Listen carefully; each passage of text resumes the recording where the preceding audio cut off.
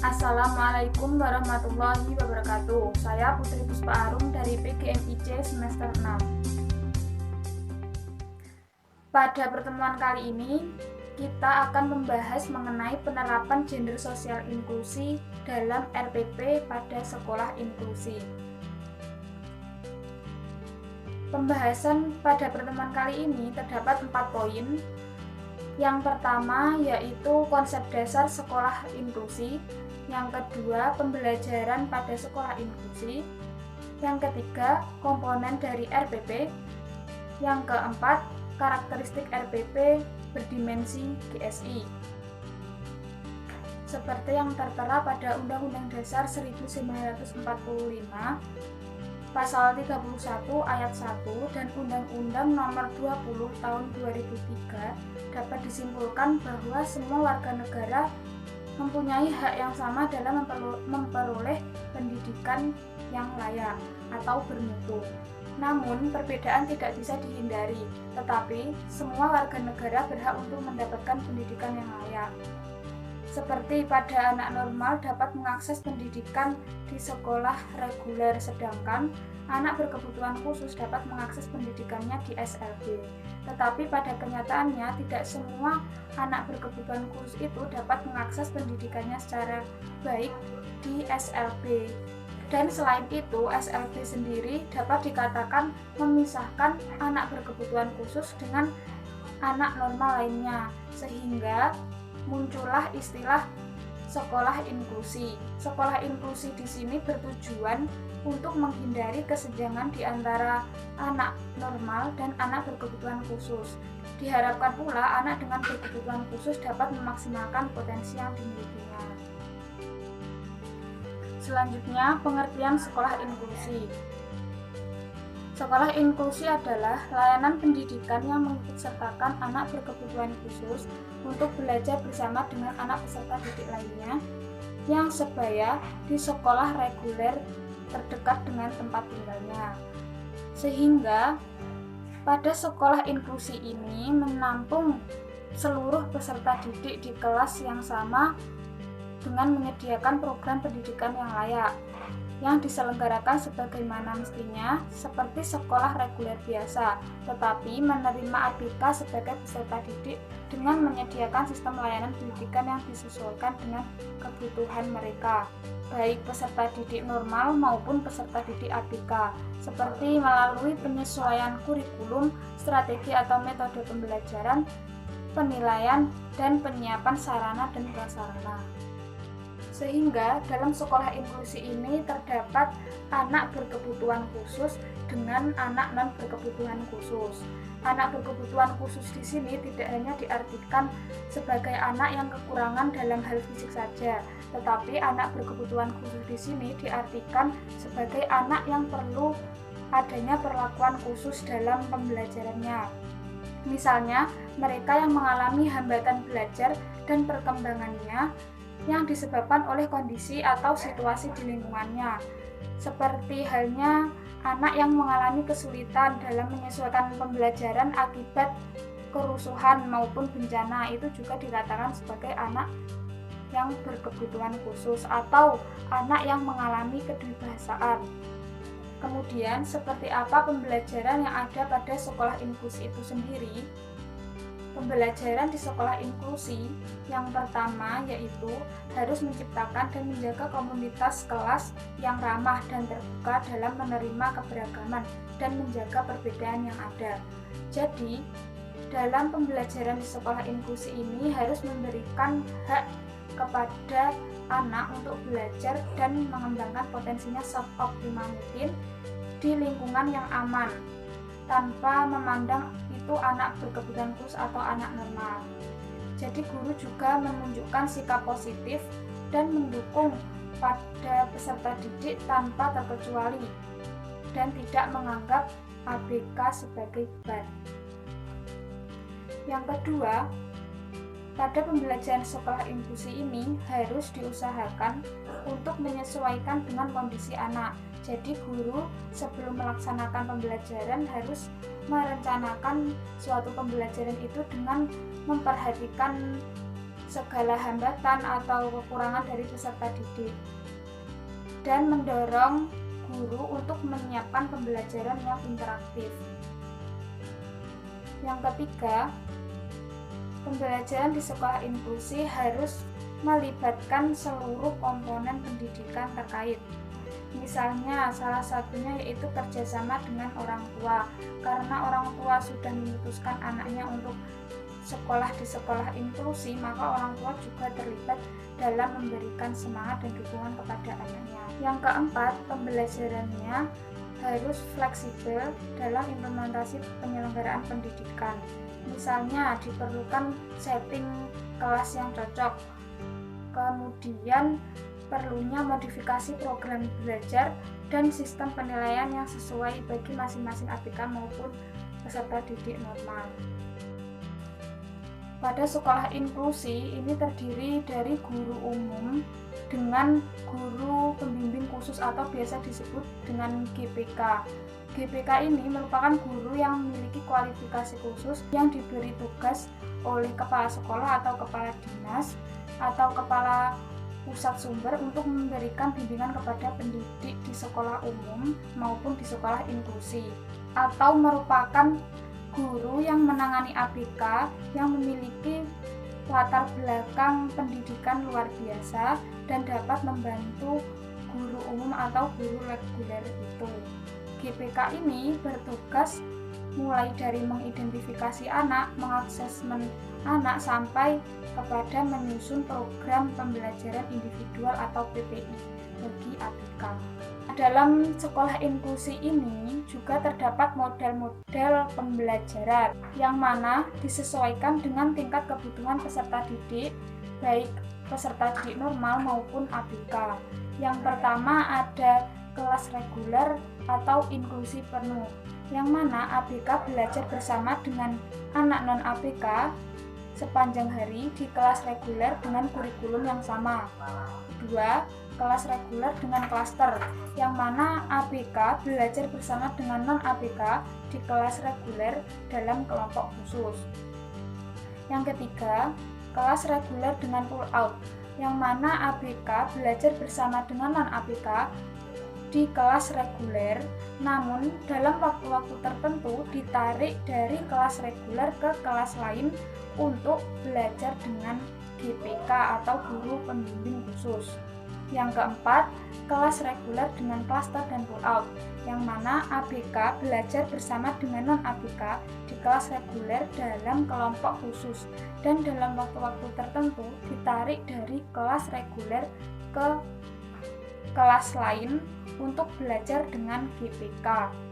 Yang kelima, kelas khusus dengan berbagai pengintegrasian, yang mana ABK belajar di kelas khusus pada sekolah reguler, namun dalam bidang-bidang tertentu dapat belajar bersama dengan non-ABK di kelas reguler.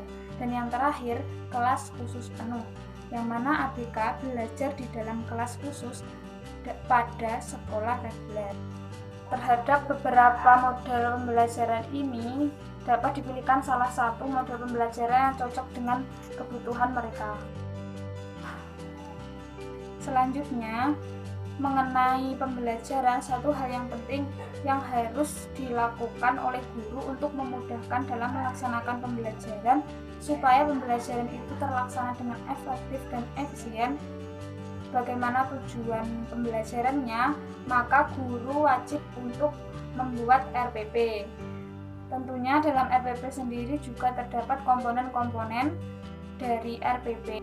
Yang pertama, identitas sekolah. Itu terdiri dari nama satuan pendidikan.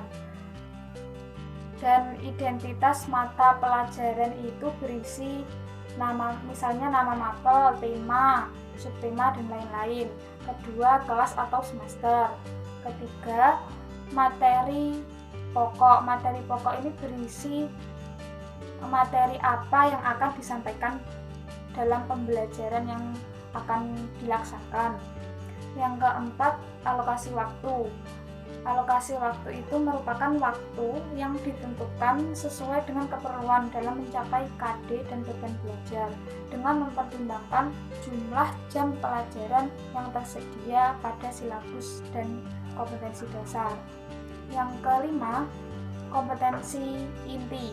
Kompetensi inti merupakan kemampuan yang harus dimiliki peserta didik setelah lulus dari satuan pendidikan tertentu.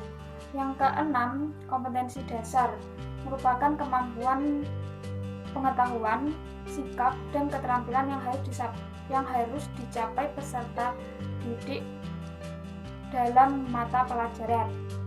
Yang ketujuh, IPK. IPK itu sebagai alat ukur kemampuan pengetahuan, sikap, dan keterampilan. IPK ini menggunakan tata kerja operasional. Yang kedelapan, tujuan pembelajaran. Tujuan pembelajaran ini dirumuskan berdasarkan KD dengan menggunakan kata kerja operasional yang dapat diamati dan diukur untuk mencapai suatu tujuan pembelajaran. Yang kesembilan yaitu materi pembelajaran yang merupakan pengetahuan atau keterampilan yang harus dikuasai oleh peserta didik. Yang ke-10, metode pembelajaran yaitu cara yang digunakan pendidik untuk menyampaikan materi dalam kegiatan belajar mengajar. Metode ini juga ada istilah model pembelajaran, pendekatan pembelajaran, strategi pembelajaran, dan metode pembelajaran itu sendiri. Yang ke-11, media pembelajaran yaitu digunakan sebagai alat untuk menyampaikan pesan atau materi yang akan disampaikan dalam kegiatan belajar mengajar. Selanjutnya yaitu alat pembelajaran, alat yang digunakan untuk membantu dalam proses pembelajaran. Selanjutnya sumber belajar, itu bisa berupa buku atau media cetak, media elektronik, atau bisa alam sebagai sumber belajar. Kemudian langkah-langkah pembelajaran. Langkah-langkah pembelajaran ini terdiri dari pendahuluan, kegiatan inti, dan kegiatan penutup. Dalam penilaian ini terdapat model penilaian dan rubrik penilaian yang akan digunakan. Nah, sebelumnya kita sudah mempelajari tentang komponen RPP yang biasa dibuat pada sekolah reguler. Kemudian, bagaimana karakteristik RPP berdimensi GSI? Sebenarnya, dari struktur dan komponennya sama saja dengan RPP biasanya.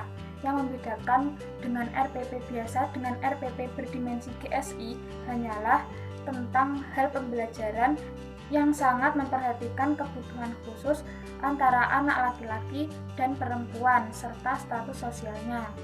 Pembelajarannya menjamin kesetaraan bagi semua peserta didik tanpa memandang perbedaan jenis kelamin dan perbedaan status sosial maupun perbedaan-perbedaan lain yang melekat secara kodrati pada peserta didik. Pembelajaran dengan paradigma GSI juga menciptakan keadilan dan kesetaraan pembelajaran untuk semua lapisan masyarakat, yaitu laki-laki, perempuan, cacat, miskin, berbagai suku, berbagai warna kulit, dan status sosial, dan lain-lain. Sehingga hal yang perlu diperhatikan dalam perencanaan pembelajaran yang berdimensi GSI yang pertama yaitu materi atau konten pembelajaran, yang mana apakah materi mengandung stereotip gender. Materi pembelajaran yang dibuat itu harus materi yang inklusif gender dan inklusif sosial. Materi yang dapat dikatakan inklusi sosial dan inklusi gender adalah materi pembelajaran yang tidak netral gender dan tidak bias gender maupun bias sosial. Yang disebut dengan materi netral gender merupakan materi pembelajaran yang menyamakan secara berlebihan terhadap anak laki-laki dan anak perempuan. Sedangkan materi yang bias gender dan bias sosial adalah materi yang mendiskreditkan jenis kelamin tertentu, suku tertentu, agama, dan ras tertentu, kelas tingkat sosial, serta materi-materi yang bersifat stereotip. Selanjutnya, metode pembelajaran, yang mana guru harus memilih metode belajar mengajar yang memastikan partisipasi yang setara dan seimbang antara peserta didik laki-laki maupun perempuan. Dalam pembelajaran harus tercipta suasana kelas yang menyenangkan bagi semua peserta didik. Kemudian harus tercipta keaktifan yang sama antara peserta didik, terciptanya kreativitas yang sama antara peserta didik, dan semua peserta didik efektif dalam mencapai kompetensi pembelajaran. Kemudian kegiatan pembelajaran. Kegiatan pembelajaran ini harus dapat menjamin agar semua peserta didik dapat berpartisipasi dalam seluruh kegiatan pembelajaran tanpa terkecuali, baik anak laki-laki maupun perempuan ataupun anak berkebutuhan khusus. Selanjutnya, media pembelajaran. Sarana dan media pembelajaran ber-GSI minimal 1. Sarana dan media pembelajaran yang dibuat itu dapat diakses dan dimanfaatkan oleh semua peserta didik secara proporsional. Yang kedua, sarana dan media pembelajaran yang dibuat itu tidak bias gender. Selanjutnya, alokasi waktu. Waktu yang disediakan itu harus disesuaikan dan dipertimbangkan terhadap kemampuan dan kondisi-kondisi objektif spesifik latar belakang peserta didik yang multisosial dan jenis kelamin. Selanjutnya, evaluasi pembelajaran. Evaluasi pembelajaran ini diarahkan untuk menilai kompetensi siswa-siswi atau peserta didik dalam aspek kognitif, afektif, dan psikomotorik. Evaluasi pembelajaran dilakukan kepada semua peserta didik secara proporsional dengan kondisi objektif dan kodrati peserta didik. Yang terakhir yaitu sumber belajar. Dari aspek inklusi gender, referensi yang digunakan itu harus diupayakan seimbang antara referensi yang ditulis oleh tokoh perempuan maupun tokoh laki-laki. Dan dari aspek sosial inklusi, referensi yang ditulis itu harus seimbang antara yang ditulis oleh tokoh berbagai lapisan sosial. Sehingga dapat disimpulkan bahwa karena dalam pembelajaran sekolah inklusi ini terdapat berbagai perbedaan yang ada pada peserta didik, guru harus menciptakan kelas yang ramah, terbuka, tidak menganggap ABK sebagai beban, dan lebih memahami kondisi anak, sehingga diperlukannya modifikasi dalam perencanaan pembelajaran.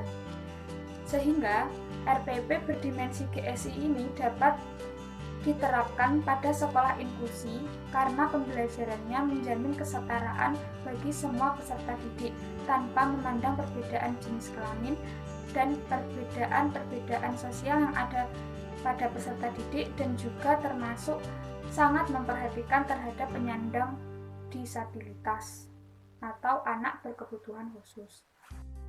Berikut adalah materi yang dapat saya sampaikan. Terima kasih, semoga bermanfaat. Wassalamualaikum warahmatullahi wabarakatuh.